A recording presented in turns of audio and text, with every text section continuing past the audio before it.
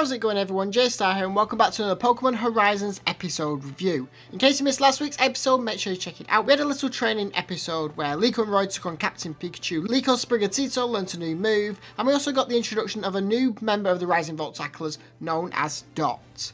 But make sure you check it out because this week's episode kind of links into last week's episode as well.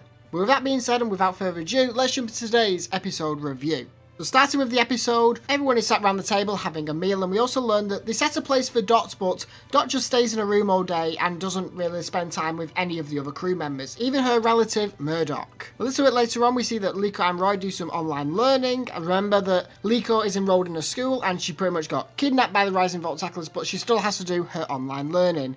In Liko's classroom, we get to see Anne again, which we haven't seen since the first episode. So it's good to see her again. And Roy, we didn't really see much. We just saw that he was on a phone and he ends up saying goodbye to the class. And that's all we saw from him. We then also learned that the airship has been running low on food as Professor Frida and Murdoch have been cooking some sweets for Dot. And they've kind of been running low on some food. So the airship lands so they can go and buy some more. They will play rock, paper, scissors, and Liko and Roy have to stay with the ship. However, Roy doesn't want to do that as he wants to hunt for that shiny Rayquaza, so he just runs off and leaves Liko on her own. Liko does some jobs around the airship and then tries to connect with Dot. However, Dot has some more important things to do, and it's at this point where we learn that Dot is Needlething. Now, Needlething is I suppose, YouTube character, I guess you call it in their world. Needlething creates tutorials on how to catch Pokemon, how to approach Pokemon, how to be friends with them, and things like that.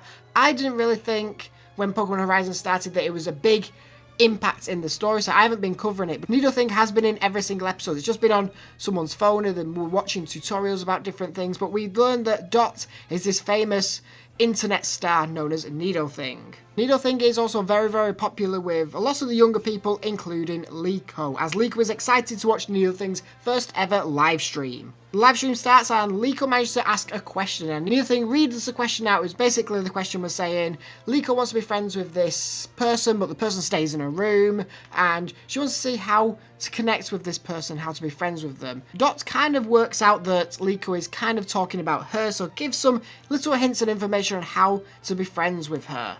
Back with the other Rising Volt Tacklers, we see that Roy has found a Spearow and prepares to battle it. He ends up battling it and ends up winning, which means he's took down his first ever wild Pokemon. Everyone then gets back on the airship, and Liko and Roy try to talk to Dot one more time. However, they don't really get any more information. Dot says she wants to see some important treasures. Little does she know that Liko and Roy have some important treasures, and then the airship finally arrives in the Palada region, and that's where the episode ended. So there we go, that is episode 8 of Pokémon Horizons done.